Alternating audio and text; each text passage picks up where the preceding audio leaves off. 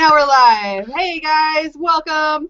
This is Basic Discussion 101, Episode 1, which is pretty exciting because we're going to talk all about Basic Adventuring 101.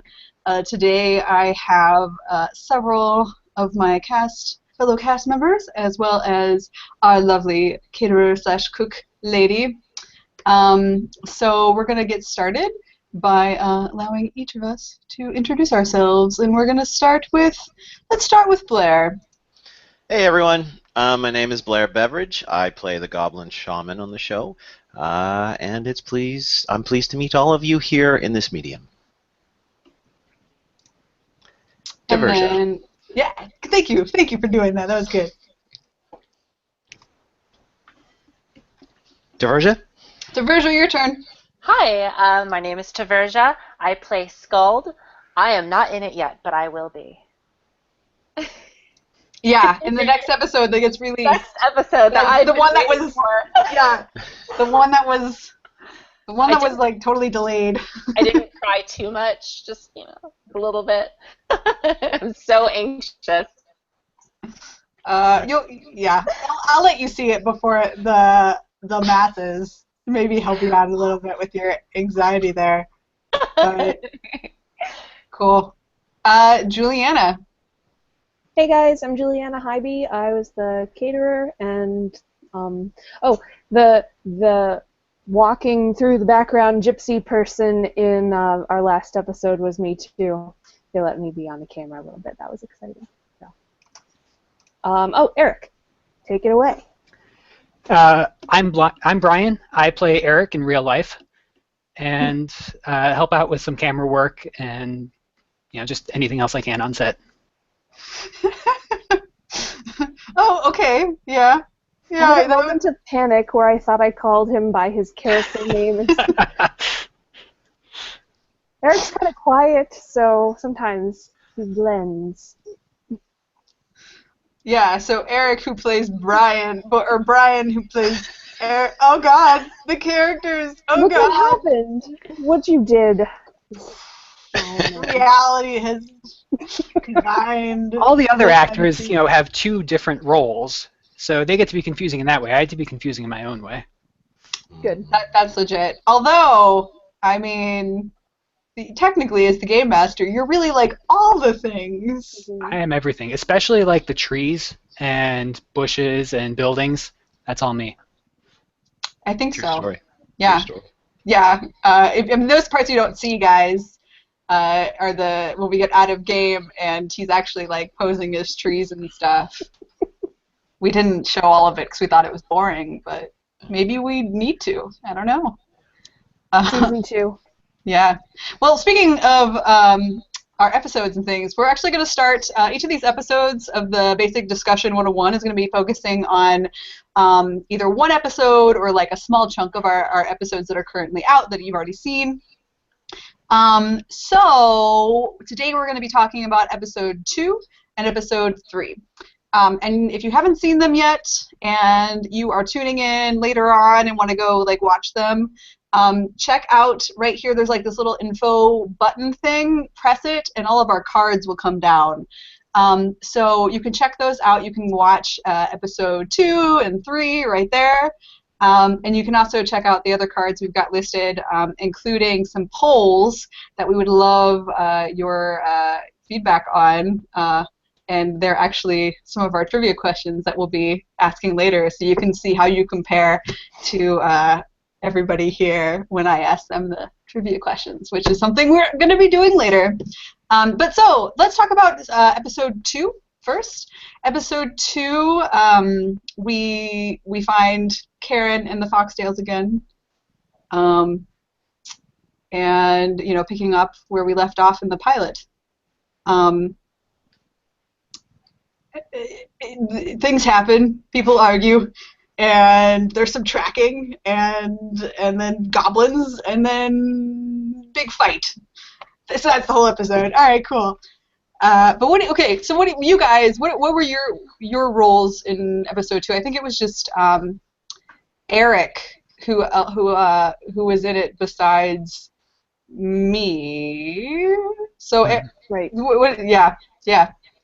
So, Eric, what was your role in that episode? What'd you? Well, it was another out of LARPovision moment where we see the the sort of imaginary facade of the world fall away and get to see what the players are really experiencing out there in the woods without real goblins, without real danger. And By the way, best transition from out of game to LARPovision ever.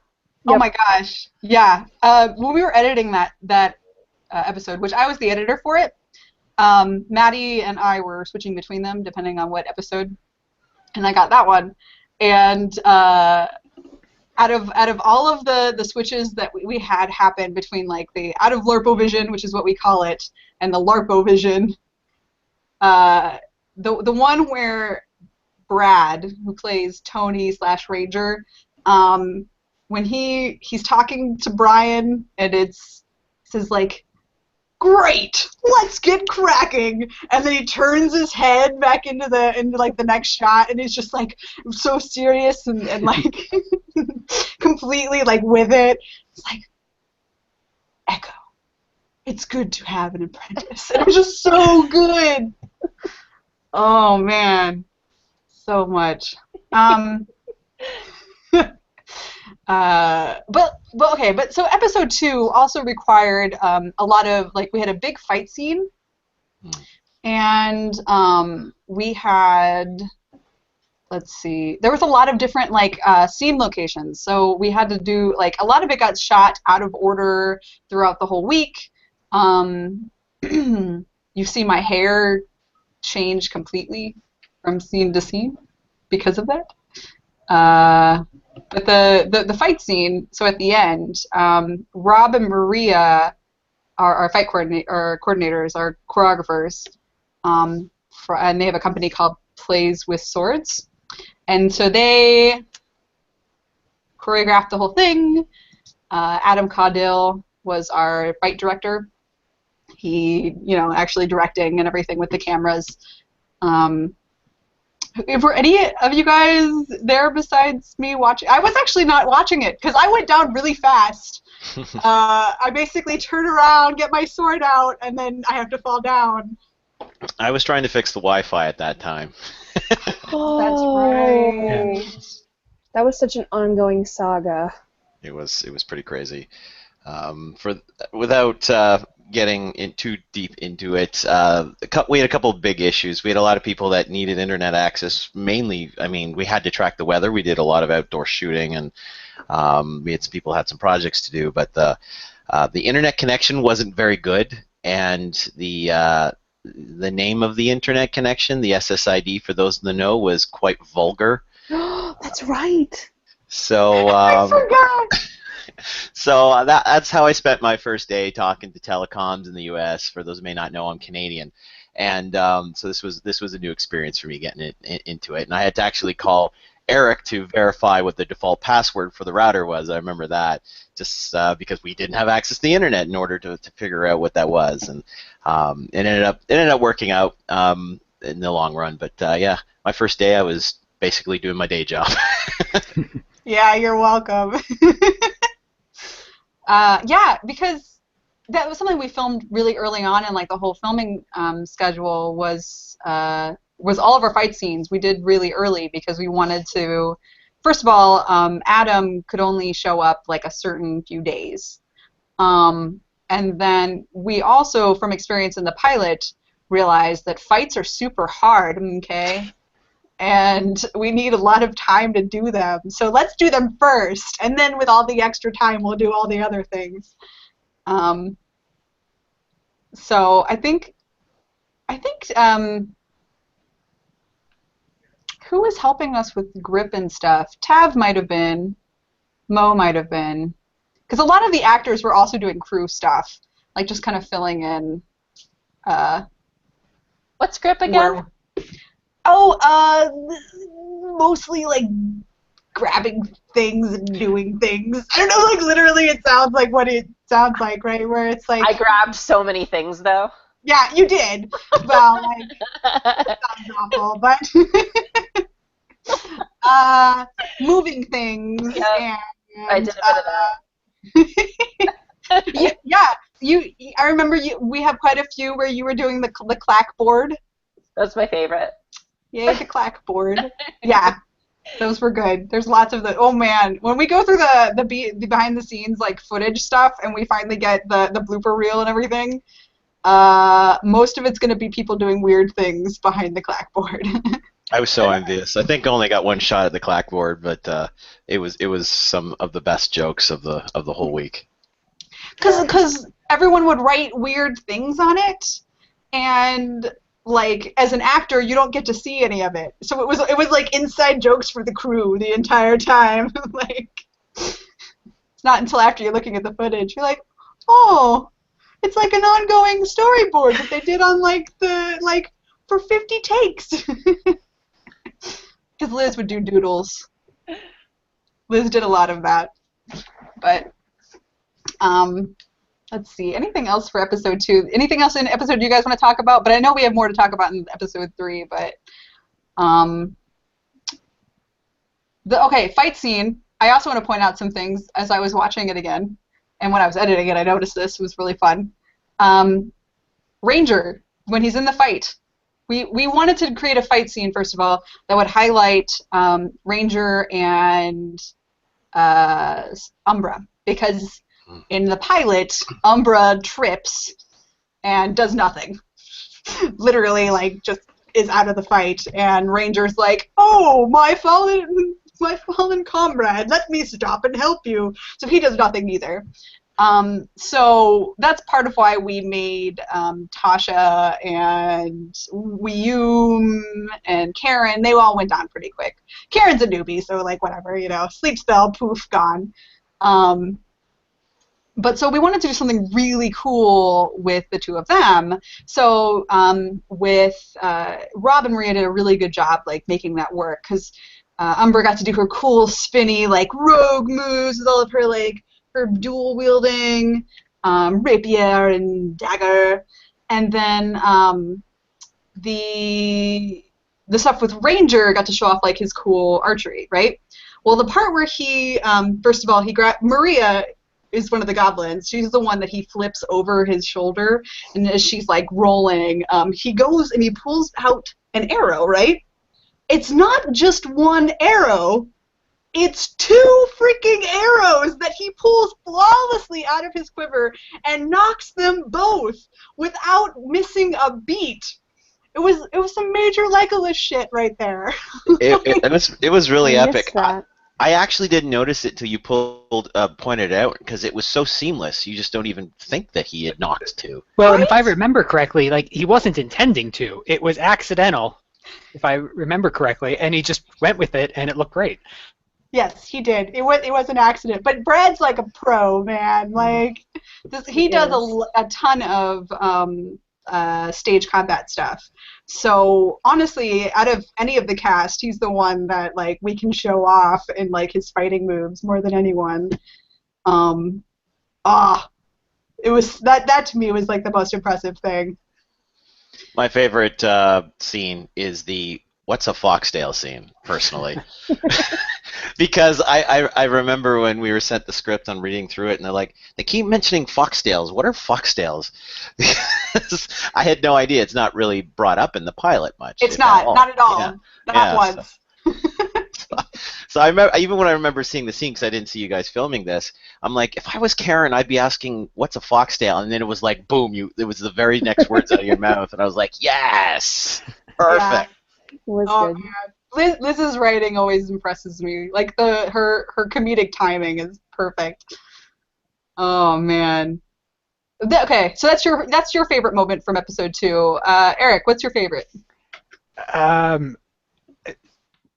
I'm going to have to say, I'm going to be vain. The part with me, that was the best part. There should be more me in all of these scenes, all of It's these true, episodes. though. Oh, Eric is the least vain human on the planet. Well, I want to add to that, though, because I think that that's what makes this series really special, is that it shows that in and out of game the way that it does, and it always makes me laugh. the timing of it, as you mentioned, is really good. But just to give LARPing muggle that sense of that there is this world going on disconnected from the game, that I think that makes this show really special, and that scene was really, really funny. Also, Blair, yours too, when it pops out of, I get confused if it's in or out of LARPovision, but when you're all of a sudden in the tent and you're just wearing like the tabard and the little green makeup and like, oh man, we're gonna screw these guys. Like, that happens in LARP, and it makes it so fun because there's this like maternal caring, well, and you were our dad anyway, right? So there's like that caring that you have for the new players of, oh wow, this is, we're going to damage them deeply and they're going to love it, that I think we get to see in all of your scenes, Eric, and that's really neat. I also really like when we jump out of the LARPovision and we see that there's like actual cotton balls and the glow sticks and things. Like, that was a really cool mechanic that Liz came up with that I would totally love in a LARP. In a LARP. Mm-hmm. For some of us that have played in LARPs that are lower budget, did I say that kindly? And with love in my heart. Yeah, seeing some of those mechanics, like I want to go and LARP at whatever system this is. Definitely. So, Julianna, what is your favorite part, or is that like? Yeah, I think that would be it. Yeah. The tracking scene. Yeah, I mean it's different. It's clever. And when it comes up again in 3 too, just this idea of, what was it, 3 or 4? Where it's like, this is gonna suck and it's gonna be awesome. Like, I think that keeps coming up in this season. All right, Taversia, what was your favorite of the second episode?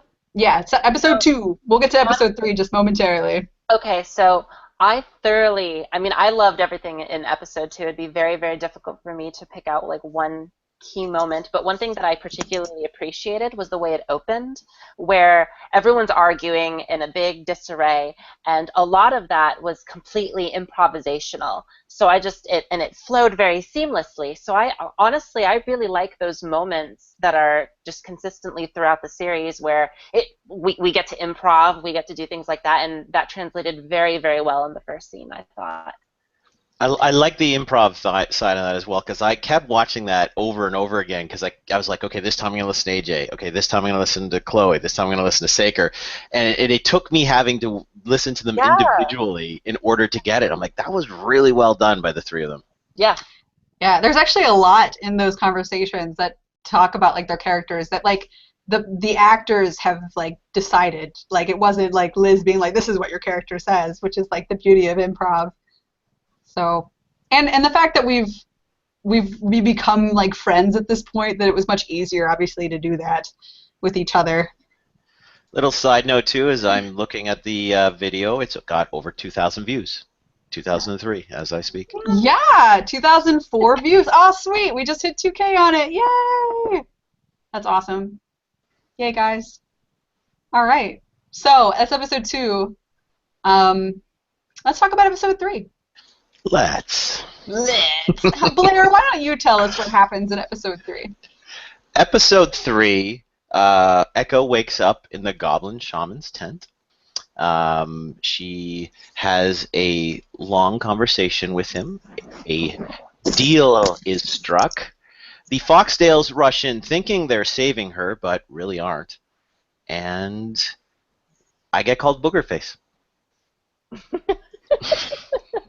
That's like the key moment right there. There may also be a little bit of magic that the shaman passes on to Echo during this scene, both in and out of game. So let's talk about the actual creation of like filming this particular scene. Oh yes. So the in-game Goblin Shaman's tent is the bedroom that the guys were staying in. And we were filming that well past midnight on, I think, day 2 of filming, or it might have been day 1. But we were all very tired, but so were all the actors, so all the crew, so was everybody else in the house. And I think we wrapped at like 3 in the morning, but it's like bed sheets that were hung up throughout the whole room and all of these props that you guys barely get to see any of them. There was so much setting that Liz put in to this tent, and there was like fur rugs on the ground and just knickknacks all over the place. I got to sit for most of it, which was pretty cool for me. But that staff, that amazing staff, which I think's Federico, if I remember right, is the name of the staff. I know it was Sal's. I don't know. I think that's his name. Yeah, so Frederico, that thing is heavy as hell. That is a real ram's head on there. That is not fake. That is not plastic. That is heavy. She bought it on eBay. She's very proud of it. And I'm holding that thing for as long as I did. It got to a point where Maddie had to actually help me hold it because it was so heavy.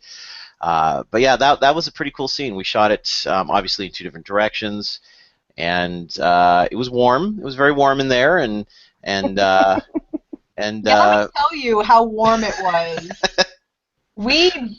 Okay, so we had several lights above all the sheets, like just glaring down, and they had like the box filters on them. These are all like heat resistant like material.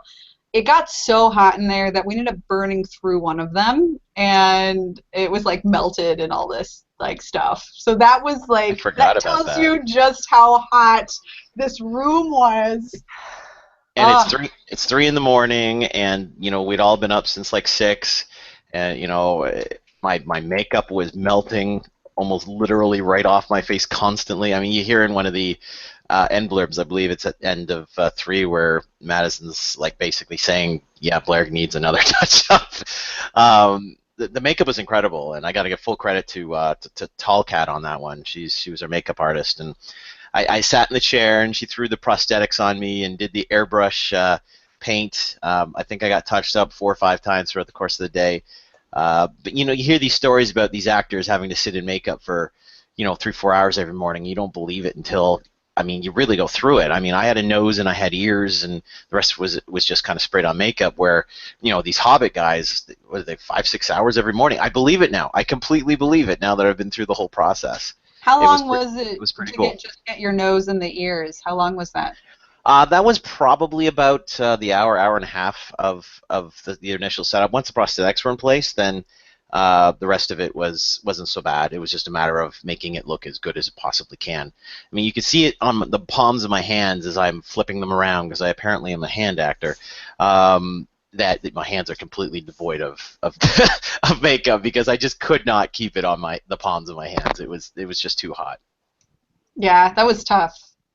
Definitely. And like most of it was just you and me, like filming in that tent. And then our 2 goblin friends. One was Sal, who was actually, she did a lot of the cooking as well with Julianna, and Andrew, who did a lot of the sound as well. Mm-hmm. Oh, they were so good. So good, Andrew and Sal. When we sat down and we were doing the scenes, and I remember reading it, and I think, okay, well, they'll sit there and they'll be nice, and I'll tell them off and they'll leave. But both of them, I got caught catching them because they both did so well. Just they were really into their characters, and Andrew with that little stick thing that he had was he just carried it everywhere. Yeah, it was a little stick with a pine cone wrapped like with leather, and like he carried it in every scene. Like, check it out, man, it's there. They were so good when they were like trying to get Echo interested in the story of Amuriel, and I loved it. I absolutely thought they did a great job. They were distractingly good, and yeah, no, everybody that day, that was a long day. That might have been the longest day of shooting. Yep. And that everybody kind of stepped up, and man and womaned up, and we all got it done. So that was awesome. I think that's when Brad started telling me that I was a warrior. Because there was this thing where, like, so I've talked about this before, where my chainmail weighed it was actually 30 pounds of just weight. and it was so hot in there, and I'm wearing a gambeson, and I'm like sweat's pouring, and I was so tired, like I was ready to just like I was so done. She And, literally would be like head down, kind of trying to get as many Z's as she can, and then action, up she would come. She'd nail her scenes. Like, don't get me wrong, there wasn't professionalism there, but she was trying to get as much rest as she could in between takes. Yeah, it was brutal. But I'm pretty sure that was when Brad turned to me and he's like, "Kristin, you're a warrior." And like, so like from that point on, like anytime I felt really tired, I would just say, "I'm a warrior," and like that was it. That was why you were saying that. I was just like, oh, okay, yeah, she's a warrior too. True. Yeah, Okay. it was Brad's like motivation for me, and I was like, you know what, I am a warrior. No, that was a long day. I had cleared with Kristin. I was gonna do a good take, and then I was gonna start having some fun. But you know, when it's 2 in the morning and everybody's just looking at you like, just nail your lines, dude. Just please. Idea. It was like, yeah, I'm not gonna mess around at this hour. We're gonna just do this and bang it out, and so everybody can go to bed, because literally nobody could go to bed at this point. Yeah, because we were literally filming where everybody would sleep. Good times. It was good times. I mean, most of that tent scene, the in-game tent scene, was Kristin and I, and you know, I think when they did most of the Foxdale stuff in the episode after, that was more. I wasn't needed because the camera angle, but we had to wait until we were done to do it, because we were Yes. I remember Saker, who plays Will, did not arrive until like 10 or 11 o'clock that night, so we had to do that. Yeah, so we did all of our stuff first, and that was part of why we were up until 3 o'clock in the morning, was Right. getting all the Foxdale stuff after, which just sucked. You know, It's tough.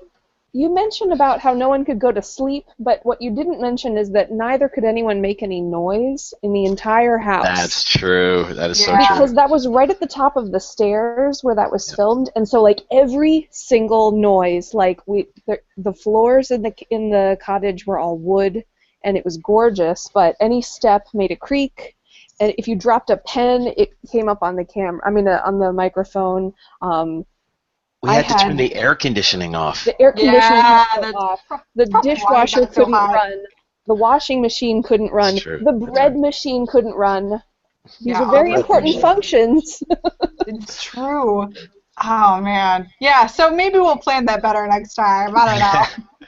I remember I filmed my first scene that we didn't end up using, which makes sense because we ended up refilming it and then ended up being in this. I did a tent scene with Eric not there, and I remember it was the first time, for my very first scene in doing this sort of stuff, and I remember I walked away from that going, wow, I pooched that bad, and I really think I did. I'm not just trying to be mean, and then it was like a couple days later, like, Blair, we're going to reshoot that scene, and I was like, yes! Because I thought I did okay once I was in makeup, and I did that tent scene, and that tent was hot as hell too, because it's this tent in the middle of summertime. Yeah. And I was like, yeah, I got my nerves out on that take, so that was good for me. Maybe not so much for time. We could have probably better used that time elsewhere, but it is what it is. It worked out. I liked it. I remember that was like Maddie came to me, she was like, you've got like 30 minutes to go take a nap because we're going to go film this one scene that doesn't have you in it. And I was like, yes, best day ever. Yeah. Although I liked the out of character. Okay, actually, let's get to favorite moment in episode 3. Let's start with Tav. Sure. Okay, so honestly, the tent scene when all of the Foxdales run in and they're thinking they're going to rescue you, but that's not a thing because you just chime in. And honestly, that entire exchange was fantastic. I really, really love that Blair made you into a GIF from that scene when you're like, maybe I'll see you again someday. Like, that was honestly, I like that. That was my favorite right there. Like, I think most of that was in 4. Yeah. It was in 4, but it all led up to that. Because it's the end of 3 when AJ comes in, well, Sarah comes in, like, booger face. Okay, well, I guess it all sort of runs together for me then. Everything. Well, we filmed it together, so I could see that. Everything having to do with the goblins, honestly. Just the goblins were fantastic overall. Absolutely. Yeah, Andrew did pretty great. Yeah. All right, Julianna. Well, so right now I'm trying to remember the same thing. Which one was episode 3 and which one was episode 4? Okay, so sorry. episode 3 starts where Karen wakes up and she's like, "Oh, I'm in a goblin tent." Right. And then box, and then story, and then I get to learn magic, and then it ends with Umbra coming in and being like, "Let her go or else, booger face." It's always the Got booger it. face. Booger Thank face. you. Very good. Okay, so yeah, I liked how you were showing learning magic, because I always think that that's interesting from like a gaming perspective. When your character learns stuff, it's neat to role play it instead of just like you wake up one morning and like now ice comes out of my hand. So yeah, I thought that was cool to show that. Mm-hmm. Yeah. Actually, just adding on to that, the out-of-game portion of that, where I'm holding like all the birdseed packets and like cauliflowering them into my hand, like I learned like the first Nero game I ever went to. And where you have like the big handful of, and somebody's like, just take all of those off. You get like 2 of these. Yeah, exactly. Like, no, you can't. No. They taught me how to do Guilty. that like minutes before the scene. They're like, just do this, and I'm like, this is really good idea. And they're like, well, yeah, duh, sort of idea. We've been doing this in LARPs for years, boy. And I was like, oh, okay. But yeah, so the tough part is I kept taking the packets out of there, but I would like take all of the packets and give them to I guess to Karen in that case, and she would like, Kristin couldn't hold on to them all because I was giving her too many. So like, don't give her all, just give her most or some. And then every time I tried to pull them out, they all just kind of came out together, and I was like, oh. Eventually, I think I got a couple of takes where I got the proper amounts, but no, that's a really neat. I still am amazed by that, the tucking and the holding and the throwing, and it's pretty cool. It's an art. And also, those are my old packets that I used to throw, and some of them say Iris on them, so they're like my LARP packets. Little Easter egg in there. They are. All right, Eric. My favorite part is going to be this. The ending theme from that one is my favorite of all the ending themes. So yeah, it's going to be that. Yeah. Mine as well. I have to agree. That was done by Twill Distilled, and she is an amazing nerdcore hip artist. Hip hop. I don't know. That's not really hip hop. It's like, I don't know, nerdcore. But yeah, she wrote it specially for us. She's awesome. I know the odd nerdcore person. Yeah. A few. No, a few. Your favorite, Blair?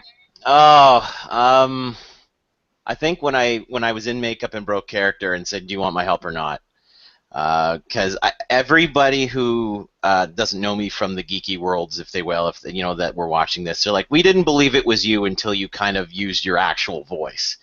So I was like, "Do you want my help or not?" And they're like, "Oh yes, it is him." And I'm like, I told you it was me. I mean. I wouldn't have you watching this if it wasn't, but yeah, the makeup was so good that people had no idea it was me. And I actually remember this when we were at the gingerbread house, because when most people were arriving was my big makeup day. So they saw me in the makeup, they didn't see me outside of the makeup. So the next day I had my makeup off, and I had 3 people introduce themselves to me. It's like, yeah, we met yesterday. I was the green guy, and they're like, oh, you look different. Well, perfect. Kat did her job. So that's awesome. Yeah. So I liked when I got to break character there and say, do you want my help or not? Just because it was, I wasn't sure if I wanted to do my own voice, but I thought it felt better to do it. And I remember I did it once, and Maddie's like, yes, do that. And I was like, okay, good choices made, like it. But beyond that, I agree with Eric. It's my favorite song, and as well, and just I love when we flip out a character in the cauliflowering because of the technical aspect of that for me. But yeah, no, it was. Well, I mean, it's the episode I'm in the most, so I have a lot of fond memories of it. It was a good episode, and it had a lot of challenges in that it was like, cool, this whole episode is basically 2 people talking to each other, like, so filming it was hard, and making it look interesting, but I think we managed. Okay, so I want to do a few shout outs to the audience comments that we got from these 2 episodes, just kind of going through them and, you know, kind of giving some responses and stuff. But basically, we've been giving really, really good responses on our YouTube and the different comments we've gotten there, which I love it when you guys comment. Please comment, because it's so rewarding to get that sort of feedback from people. But like, let's see, Marcello Milani was saying that he was really hoping we would continue basic adventuring. So we're glad too.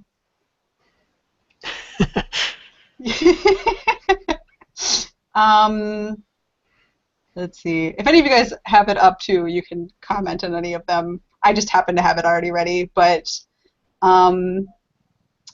let's see. Greg Ball, thank you. Thank you. He said it was nice work. He was excited for the next ones. Appreciate that. Dale Kingsmill, one of our biggest fans. Dale from Australia. She was one of the Geek and Sundry vloggers, and got us.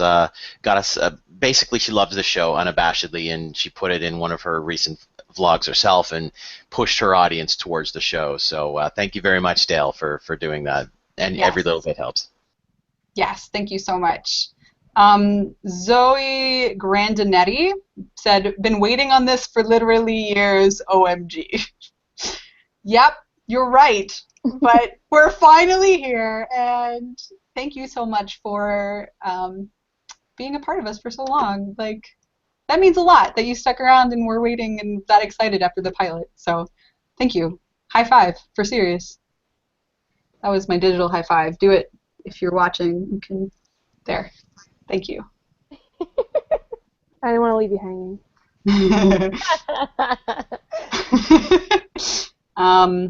Cave Tales Z said, you guys did this perfectly. It's just like a LARP series should be, with the occasional added character chat. Glad to see it's finally here. Thank you. I have to give a special thank you to C. Randy Gamble, who believed the Goblin Shaman was great spin-off material. Thank you. The phone! Yeah, sorry about that. Blair, does that mean you're trying to get your own show? It'll be like Joey on Friends. Just keep talking about the phone. The shaman. Yep, the phone keeps ringing. Yep. Dude, that would be, I don't know how that would go, like the whole show for the Goblin Shaman. Yeah, I don't know if there's enough material for him. I mean, he doesn't even have a name. He doesn't. We literally list him as Goblin Shaman. That's the sort of stuff we could cover in the spin-off. It could be, That's but true. you did mention Joey, and we know how well Joey did, so Well, perhaps. no. I don't mean to give it the kiss of death, but like I think. I mean, it if you would said be... Frasier, I might have been a little bit more happy, but no. I tend to forget that Frasier was a spin-off because it was its own thing. Well, and that's why it works. But Okay. no, I think the Goblin Shaman is best to just kind of, be something that Brian can use as he needs him. So Maybe. I don't know. If we get lots of money, I'd totally do a spin-off for the Goblin Shaman. How does Brian use the Goblin Shaman? I'm thinking to bring pizza to the LARP. Yeah. wow, this relationship just went south real fast. Yeah, you get hungry when you can't leave the NPC shack, okay? It's true. I believe it. That's been an actual task for an NPC before. Mm-hmm. I'm pretty sure I've seen that happen.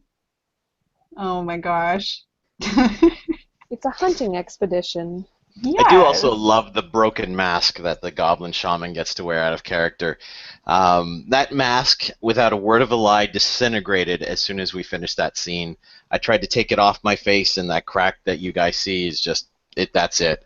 And I remember when we were starting the scene, I said to Kristin, I'm like, this thing's cracked really bad. And she goes, no, it's very authentic. That's, a lot of the masks do that. And I'm like, okay, sure, yeah, let's do this. And I was just happy it got through the scene, because literally as I'm taking it off, I'm like, well, I'm glad we're done. There'd just be like a random, like, just continuity issues, right? You'd like show back to it and there'd suddenly be tape across it.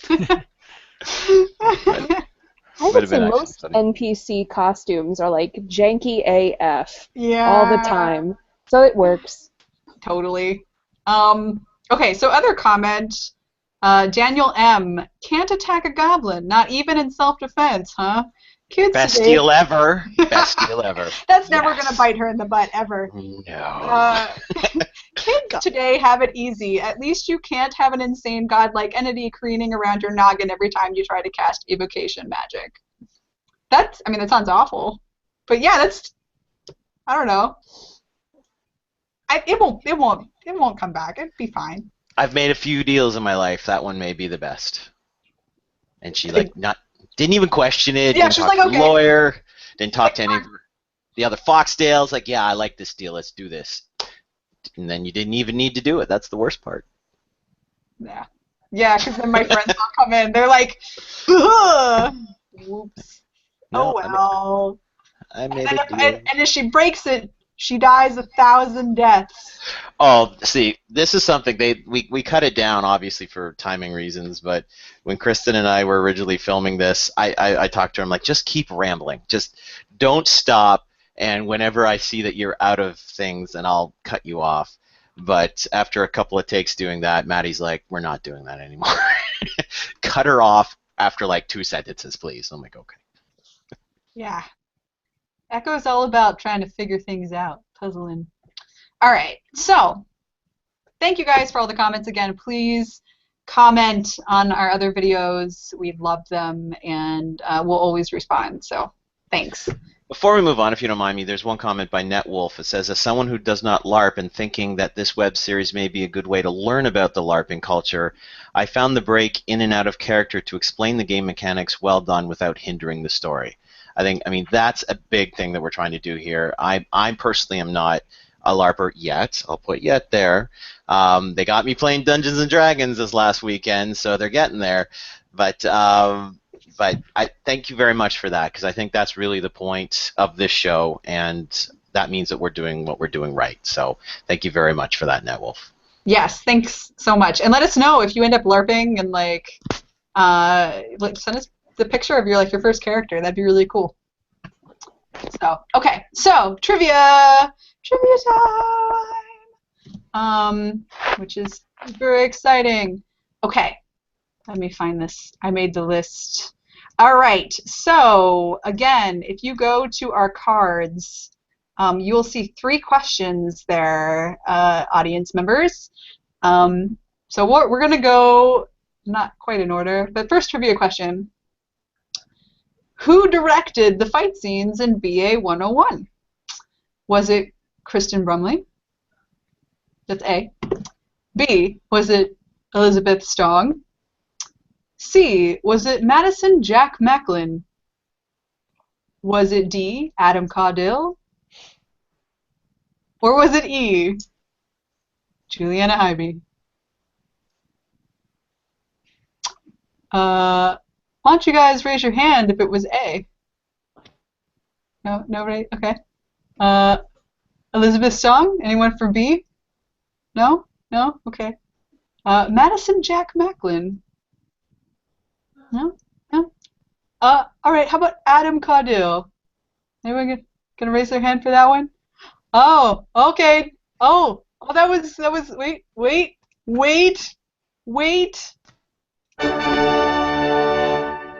Yeah, that was the answer. It was Adam Caudill. I mean, we talked about that earlier. It was not Julianna. I wanted it to be Julianna so badly, though. People throwing food at each other. That would have been awesome. Food fight! That would have been... Don't you start a fight with my food. Fantastic. So Adam was actually a friend of Madison's from college, who has done a lot of really cool directing projects on his own. And after the pilot, we decided that we needed somebody else to do the fight stuff, because it's really a big thing to do, and there's a lot of things to prepare for it. So we had him come in, and he had a blast, and pretty sure he'll be coming back, because he did a really good job with the fight stuff. So, and he was fun. I don't know about you guys. I like taking out with Adam. All right, trivia question number 2. What was the one food we ate every morning? Was it A, apple strudel, B, omelets, C, homemade bread, D, pancakes, Or E, Gouda cheese? Hands for apple strudel. Hands for omelets. Hands for homemade bread. Wow, look at that. Look, they're like jazz fingers. I'm really excited about that, but I don't understand. So much excitement. Oh my gosh. All right, so Julianna, why don't you tell us about this amazing homemade bread that we ate on set every freaking morning? Yeah, so, well, it was kind of necessity being the mother of invention because we had a really, really tight budget. I don't think it's nice to talk like specific. No, we had a very tight budget to feed all of these people, and as I quickly discovered after like day 2 that this was definitely going to be a 4-meal-a-day kind of week because everybody was working so hard. So one of the plans that I had to cut costs was and also packing space, right? Because I have an SUV. And I brought all of our dishes and all of the cooking pans that we needed and all of the food and coolers, and I had a ton of stuff to the point where my car was, even the passenger seat of my car was packed full of stuff when I brought everything down. So I realized as I was thinking through the space in my car and the budget that we had and just sort of needing to feed something basic at every meal that we would need bread, but we would need to bake it on site. So I brought my bread machine, and we had a new loaf of bread. I just, kind of my routine after each meal was to start the dishwasher. We ran 4 loads of dishwashers every day and start another loaf of bread and get started on the next meal. So it was crazy. We went through 25 pounds of flour over the course of filming. 25 pounds? Yeah. What? I didn't know that.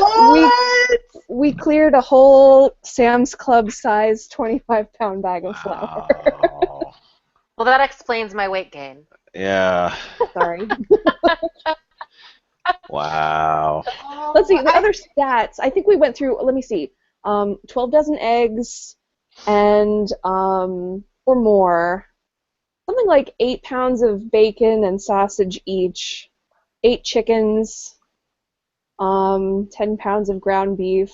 Like, it was intense. It was a lot of food that everybody just kept, yeah. Well, it was like a group of like 15 to 20 people at any like time.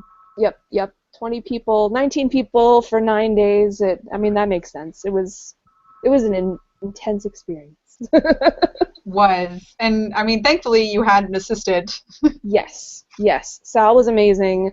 We were, I don't know that it's fair for me to say that she was my assistant because I just cook for my family. Sal is like a chef. Well, she, to be respectful of the ranks in kitchen, Sal is not a chef, but she works professionally in a kitchen and does fantastic stuff and was always able to like pull something out of the air with like whatever random like ketchup that we had in the fridge of like, oh, everybody needs a snack, and all of a sudden like it was there and it was fantastic. So. Exact sound effect and everything. Yes. Wow. So that's the story of the bread. All 25 pounds of flour of it. I can't get over 25 pounds, guy, I'll be honest. I know we ate a lot of bread, but wow. I just to make everybody feel good, nobody ate like a whole loaf at a time, but we wanted to. Everybody had bread. Did. But it would have been 50 pounds of bread if we got what we wanted, I think. So. Yep. Because she not just like the homemade bread, everything was so good. Like, and Julianna memorized all of our coffee orders. So in the morning, she would know exactly what we wanted. So I'd like me into the kitchen, and she'd already have like my cup of coffee with my Milk and sugar. my cup of cream and milk and sugar. Milk and sugar With some coffee in it. And like it would already be there for me. It's like, I can still do it, I think. Okay, on this panel, whose drink is what? Well, actually, okay, so I never saw Blair's breakfast because Blair slept in most days. I was lucky. I had the ability to. So he just kind of stumbled down when he could and like kind of scavenged one. But he is a big coffee drinker. In fact, brought like a ton of coffee to share with us. And I did. I brought the Canadian coffee down. The Canadian coffee that you brought, which was good, but you take it black. Yes? I actually don't drink coffee. I just brought it for you guys. Oh, okay. Well, that was nice. And see, oh, you know what? I'm gonna show my weakness because I was like, of the people here, yeah. Well, Kristin, milk and sugar with a little bit of coffee in it, and Eric, if I recall, kind of just didn't really want much of anything in the morning. I was only there the last 2 days. Right. So. Okay. Well, so that was, yeah. I'm sorry. Well, then, how do you take your coffee order so I know when you come over? Black. Okay, So. that makes sense to me. And Taversia wanted tea, I think. See, this is embarrassing because you guys were like the one. We're the one people. The one right. People, the group of people. So it's the rest of the foxtails, perhaps. The ones that you saw every morning. Yeah. Well, anyway, we don't need to go through all of that. I thought I had them better memorized than I did. I was hanging out with Julianna like a week ago, 2 weeks ago, I don't even know, and she rattled them all off to me. I was like, what? That's how? What? How do you know that? Oh my gosh, so good. All right, so final question for trivia. This one's probably the most important. Who is your favorite Foxdale? Ooh, there's only one here. Yeah, don't feel bad about telling me it's not me. That's cool. Not really. What's a foxtail? Are we foxtails, guys? I There you needed go. to You had use an that. opportunity. I did it. Oh, God. Honestly, I relate most to Karen because I haven't LARPed. Echo, I guess. The one who's got it most together is Tony. The one, it's tough. This one's tough. I don't know. I'll be frank. I do like Echo's character. Because she's the one I can relate to the most. Cool. That's fair. Eric.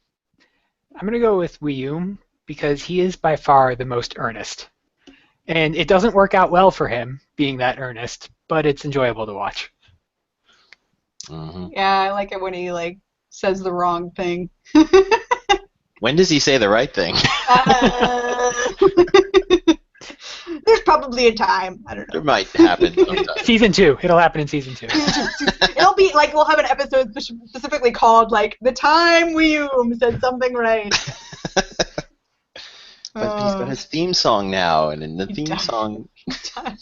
It would actually be kind of a funny gag if, in one whole episode, he just was, very, pointed and sincere, and, everyone's like, yeah, thank you, and just kind of walks away, I feel good about this. That would be great. All right, Julianna, who's your favorite? I would say Tasha, because, well, when I LARPed, her style of LARPing is sort of the way mine was, lots of characters, lots of, emotional shenanigans where the whole storyline and backstory and, internal conflict is so rich and deep and, nobody else knows about it, but you know about it, and that makes it important. So I identify with her style a lot. And one of the details about her costume that I thought was really cool is, and I think the backstory, do we hear more about that in Season 2? Am I allowed to go into this? And we find that she's definitely LARPing on a budget. Yeah, and so her costume is kind of done, in that, she's put a lot of thought into it, but she doesn't have a lot of money to put into it, and so her costume is kind of threadbare and assembled and reworked, and that was always my style, too, so... That was a conflict I was having with answering, because when it comes to Abigail, I think the out-of-character one that I like the most is Abigail. Mm-hmm. But yeah, Echo's the one I have to relate to the most in-game. All right, Taversia. Gosh, okay, this is so hard for me. I don't know. I actually really don't know which one I like most, because every single character is needed for a cohesive plot. Like it would be lacking something if it didn't have any one of the Foxtails. So really, your answer then is when they all combine and become Captain to form- Foxtail. Yeah. No, Captain Foxtail. so my answer is Captain Foxtail. I love that. That's the best. Foxtron, Captain Foxtail. Wow, how did you know the end of our season? That's totally when they combine and become Captain Foxtail. Wait, no, that's season 3, guys. My favorite would actually be Ranger. Definitely Ranger. I don't know. Tony, I mean, no, not Tony. Brad. Brad just does such a good job, and the scenes that he's in, I have a really good time watching. As the person who has like watched them over and over editing, like he's the one I'm like, I'm okay with your face. I don't know. Does that make sense? It does. Q&A. Let's get through these. I was trying to get done by 8. Good job, me. Okay. So first, this is from Robert's Story. On a scale of 1 to 10, how good were the quesadillas? I think that's one for Karen to answer. So none of us were allowed to eat the quesadillas during that scene. You say that, but the quesadillas were significantly smaller by the final Right? take versus the first take. Right. I was telling her this all weekend. She's like, no, I just nibbled. And I'm like, no, you didn't just nibble. You all guys were eating them. She nibbled. It's just there were so many takes that little bit of nibbling back and forth, it got pretty small by the end. We were trying not to eat them for continuity, and we were sitting there for hours, and I was so hungry. So I would just like, I would like nibble like a tiny little bit around the edges, and I was like, it'll be fine. And then, yeah, and that's when Liz went to bed. Our script supervisor, who was, in charge of continuity, was like, screw this. Table flip, went to bed, and then all the continuity errors. Yeah. So they were also terrible though. They were not my best work. They were. I basically was like, Julianna, I need quesadillas, and she's like, ah! And then Mike made quesadillas really quick. So they were what you would expect. The playing card. It was dry. It was terrible. Yeah. Well, they also sat there for a few hours. So I mean, they were okay. They're prop quesadillas. They were prop quesadillas. They were real quesadillas for dinner later in the week. Much better. Than our last night. They were good. Much better. Yeah. So yeah, the ones in the scene, not so good. But, who cares? All right, next one. From Status LARP.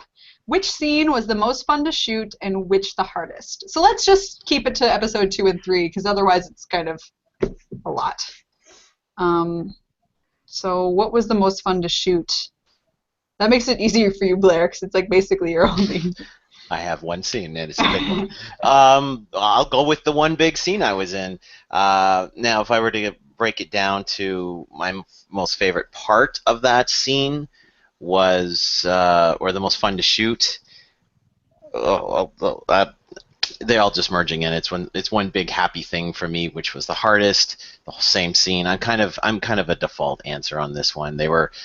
They did give me a rewrite about 2 hours before the scene where I had to say something in Welsh, which I don't even remember what it translates into. If you ever corner Liz, she might know it. She told me at the time, and I was just like, wow, that's weird. Yeah, the whole spell. Jibbly. Mean, fern, you, kith, ral, cost. Now I can't get it out of my head. It's stuck there forever. But yeah, so that was something that gave me a couple hours before the scene. So I wanted to be good, so I wanted to make sure I had everything down, and that was hard for me because I had to basically on the fly change what I had practiced. So that would probably be the hardest part for me. Yeah. Eric, you only had the one scene in episode 2 and 3, so I guess that answers that one. Well, I had one in episode 2 and one in episode 3, and okay. Neither one was that difficult. So I had the benefit too, though. Unlike needing to memorize. I didn't need to memorize nearly as many lines. Plus, my character carries around this notepad, for notes from the LARP and whatnot. I had my lines for each scene written in there, so I was literally just double checking my lines in between every single take. So they were all pretty easy. That's good. Let's see. Tab wasn't it either, but we'll answer this question again when we get to later episodes. Just trying to keep these pretty concise. But so out of the 2 episodes, the hardest was definitely in the tent, and how hot it was, and how late it was, and how I was just so tired. That was just really hard, and nobody's moving. Like, it's all in one place, so it gets to be kind of tedious. But the most fun to shoot was thinking. The fight? I didn't do much in the fight. I Yeah, walked. Except that you had to wear all that armor and all the others. The fight you got to lay down. I did. This is actually very true. It was the most fun to watch, honestly, out of in terms of shooting, and it was the first fight scene that we did out of everything. So it was actually very exciting, I think, for most of us. Just as a general answer, the fight scene was super fun to shoot, because you get to be a lot more creative with what the camera's doing and everything that's going on. So that was definitely.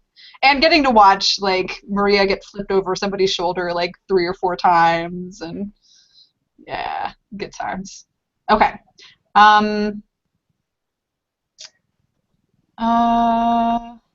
Okay, JP Rakoff. I don't actually know how to say that. I've never said it right, I don't think. And I love the guy. He's pretty cool. Did the actors have input on the character creation or costumes of the LARP characters? I didn't. I speak for myself. I think Eric was the only one who did. I feel like I did. I mean, I didn't come up in anything until later, but I as well called. Say that one again? Oh, sorry. I felt like I was allowed to have some input with Scold later on when I finally did come into the series, so yeah, a little bit flexible with that. Yeah. I mean, and we did allow everybody to kind of choose certain things, what they did with their hair or their makeup and that sort of thing. There were just a few makeup things that we would require, elf ears or the nose and the ears for the goblin being all green. And actually we did most of Blair's design, came up with ourselves. Mm-hmm. A lot of the costuming was from Epic Armory, so it was all supplied, so that was super easy and it's kind of whatever. Fit. Yeah, I mean it was very good. Mm-hmm. So some of it was making our sponsors happy, but the costumes were great. Absolutely and most great. of it was what we could afford or what we had on hand. So as far as what that for the costumes, it was just very limited in what we could do, but it wasn't that we were opposed to it. I mean, also you got to know, guys, that a lot of the cast and crew are LARPers themselves.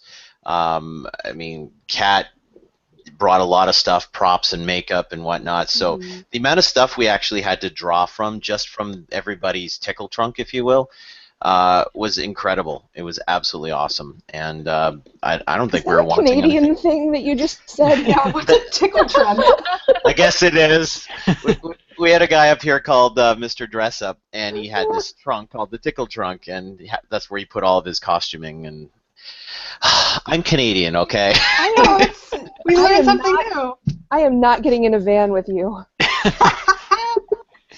But Sal, speaking of people who brought things, Sal brought her entire goblin costume. That was all her. That wasn't us at all. That's really cool. She auditioned in it, and we were like, yes, bing. And she did her own makeup, herself. We sat down on the floor, and I was like, what is she doing? Oh, she's doing her own makeup. I'm like, okay, sure. Then I come back, I'm like, oh my god, she looks so good. With food coloring. So good. She, so as far as input of character creation, that goblin was all Sal's. That we were goblin number 1. We had nothing really planned for her. That was all her. It was really good. I mean, other than that, as far as character creation bits, Liz they're a lot of Liz's creation. But I think every actor, when they actually get to portray the character, will have some, like, how they interpret things becomes part of the character too. So in that way, yes. True. Yeah. Okay. Let's see. Elias Thompson. Who is this clown? Does Blair die? Eventually, everybody dies. Yeah, that's guaranteed, Elias. I mean, you didn't ask about the Goblin Shaman. You asked if I die, and It's true. Well, the Goblin Shaman could become a Goblin Lich in Season 2, and therefore never die. But he would be dead.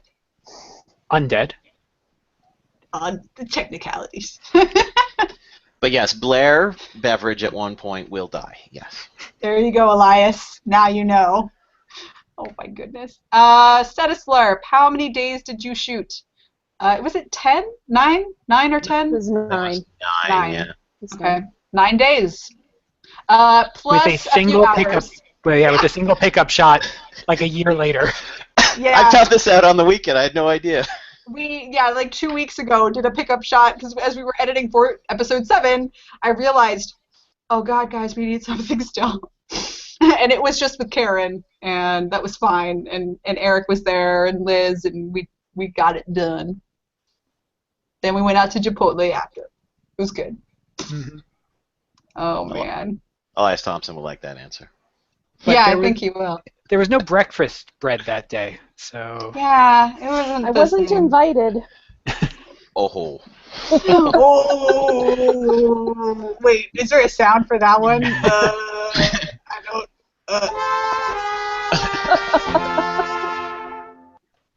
I'm just waiting for that.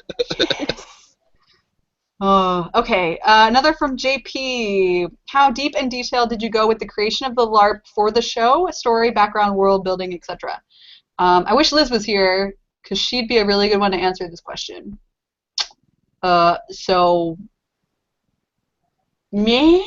I don't know. I think she's got a lot more things figured out in her head than what I even know as the creator. Because she, like, I'll be talking to her and she'd be like, oh yeah, that's going to be happening in, like, season 3. And she's like, I've got this all figured out. And, like, I'm like, well, wait, what happens in season 2? She's like, oh, I'll show you the script later. I'm like, so, I mean, Liz has got a lot of ideas and a lot of things brewing. And I totally trust her with everything. So, I mean, sure. Although if we had a LARP that came to us and was like, here's all the monies, but you have to be our LARP, I'd be like, I'd take some serious consideration. Yeah, it's very vague. It's supposed to be, originally my idea in creating the series was that it would be vague enough that any LARPer could be like, that's like my LARP, and not sue me for it being their LARP. Key point, for sure. Okay, final question. Also from Status LARP. How did you come up with the costume designs? The original Foxtails were mostly designed by Nancy McSweeney. In fact, she sewed the gambeson for Echo and like a few pieces for Tasha. Some of Tasha's pieces are also from Kat, who did the makeup. I don't know, a lot of it was what we could get. So I want a costume designer for season 2. I'm putting that out there to anybody who's watching. If you are a costume designer, let me know. I want you. Do you think Nancy would do it again? What's that? Do you think Nancy would do it again? No, unfortunately, Nancy is. She is off doing her cool art things. I know, So, Rage Studios, right? yeah, Rage Studios. It's very cool stuff. But she's got her whole art scene going on. So She's awesome. she's very cool. And I loved having her. But yeah, we need somebody else, unfortunately. And so let me know. We'd love that.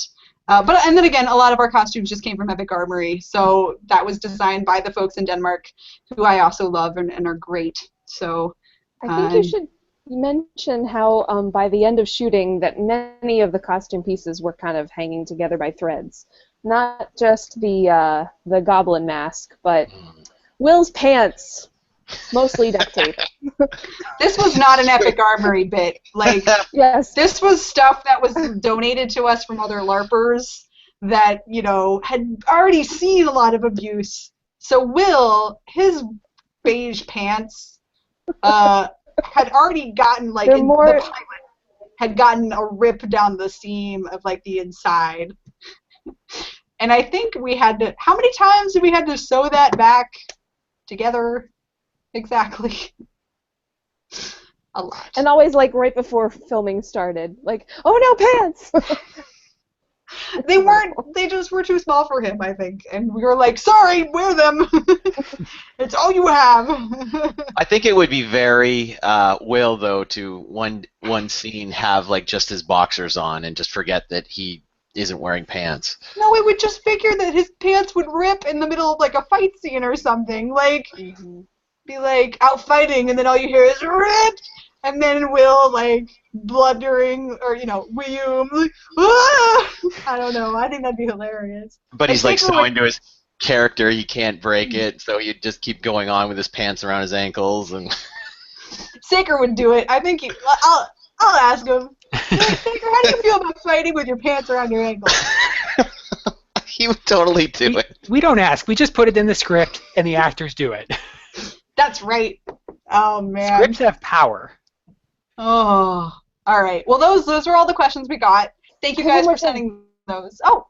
Well, it's not a question, but it's something we haven't talked about today, and because I think this is the last one of these I'm going to be in on, I want to make sure that we discuss the additional 5 crew members that we had that haven't been credited, but were such an essential part of the emotional well-being of the cast and crew, and that is all of the gods' animals that like wandered onto set. Yes. All the time. How did that happen? I came up with a theory that took that. one of you I ladies that were like dog. Snow Whites, and you know you were calling all the animals from the forest to the house because there was a lot of very happy, tame, wild, well, not really wild, but somewhat wild life that came to the gingerbread house just to hang out with us. Just to hang out. Kittens and other cats. And the And biggest dogs. dog on the Yeah. planet. Yeah, Momo said that was a Great moose. day. I mean, you guys would know. Yeah, it was was. It was huge. It was pretty close to a moose size. Yeah, it was in the ballpark. It was probably a moose, yeah. It was a I've mini never moose. seen one. It was a mini And moose. Momo did it. Momo was clearly the princess that like called all the woodland creatures if that was a moose, because she's It Canadian. must have been.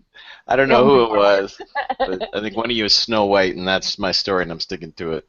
Oh, the kittens, for sure, though. I think all sets need to have kittens. Yes, they were very dear. And But if you know what to look for, they're actually in a couple of scenes. Really? Yeah, well, not. I mean, maybe pictures, maybe not scenes, but pictures. I've seen them show up in a few things. They will show up in the behind the scenes and bloopers. I think we were pretty good about keeping them out of actually like the final scenes, final cuts. But like, yeah, there are instances where like Liz is chasing them out of a scene, trying to like grab like 3 kittens and like, but you know, and they're like, meow, meow. They were great. They also were, I remember when they were choreographing the fight scene that they were just all on Maria's shoulders. All at one time, and she's fighting, and they're just along for the ride. It was wonderful. But really, I mean, the size of the dog that wandered onto set cannot be underestimated, like, or over it. The big one. It was the biggest dog that I've ever seen. Like, it was impossibly large. Its head was like... At least we found his owner. Yeah, we did. It's true. That's only because like I tied a note, like that's how we found him. I tied a note to, in a paper bag or a plastic bag and attached it to his collar. And then when he went home, a lady called us. I was like, "Yeah, how did you guys get him?" He had no idea he was wandering out. Yeah, I forgot about that. It was like, cool, we're gonna have a pen pal relationship with this dog's owner, whoever that owner is. Oh man. What was his name? What did we find out his actual name was? It I was a thought big game. it Oh, was like Goliath or something. Goliath. It had to yeah. have been Goliath. Yeah. Yeah. But he was so friendly. Like he was just like Kublunk. Yeah. There were some. If Taversia, if you can find those pictures that you have of that impossibly big dog, and Yeah. We post have it. some somewhere too. Like Please. there's one blooper shot that I'm sure all of you get to see eventually of actually Taversia's scene where the dogs are just like going through and like they're in the background. It's like all this dramatic stuff is happening and then like I need to see that. I have to. That's in the bloopers, right? That's gonna be. Oh, it will be. Yeah. I have to see that. It's pretty beautiful. And then Ryan's like chasing one. Okay, so we really need to wrap it up since it's been an hour and 15 now. But basically, thank you guys for tuning in. We're going to be doing some more of these, especially as we are a little bit delayed in 7 and 8. So we'll probably be covering like just a short chunk of what the episodes are as we go, and we'll have different people, whoever's kind of available. But yeah, any of your questions, make sure you send them in for next time. And we'll keep you updated on our release schedule. Also, if any of you guys are going to Gen Con, let us know. I will be there, and I would love to meet anybody else who might be there. So, cool. Anything else you guys want to share before we close? No. I love everybody. Kristin, I you're miss doing everybody. fantastic work. Yeah. Thank you, Juliana. Okay, cool. Well then, thanks everybody, and we'll talk to you later. Okay. Bye.